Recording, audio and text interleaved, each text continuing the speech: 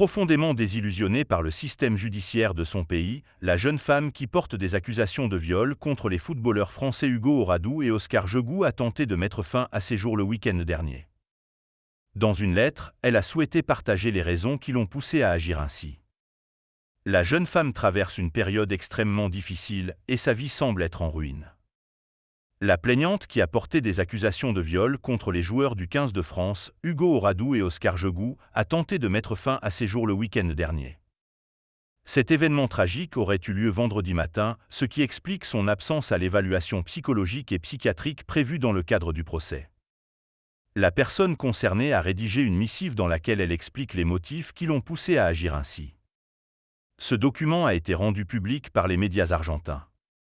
J'avais foi en la justice, on m'a incité à porter plainte, mais aujourd'hui je fais face à une pression psychologique insupportable, ce qui m'a ôté toute envie de vivre, déclare celle qui signe sa lettre par le prénom Soldad.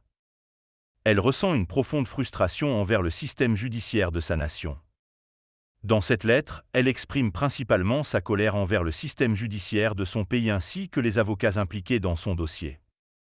J'aspire à ce qu'ils trouvent le sommeil en contemplant les visages de leurs épouses, de leurs filles et de leurs petites filles.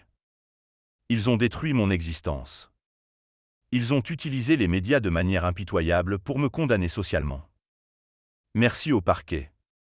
Merci, ils m'ont anéanti alors que je suis encore en vie. Au cours des dernières semaines, le procès a connu un développement surprenant avec la libération des 2 footballeurs français. Néanmoins, ils ne peuvent pas quitter le territoire argentin tant que la décision judiciaire n'a pas été rendue. Les avocats de la défense demandent l'arrêt des accusations, tandis que les déclarations de la plaignante sont mises à mal par plusieurs témoignages qui remettent en question son récit, en particulier concernant les événements survenus dans la discothèque où le trio s'est croisé.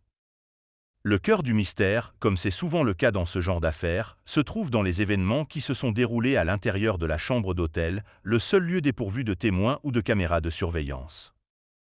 Les déclarations de la victime, ainsi que les blessures physiques observées, constituent ces derniers éléments de preuve.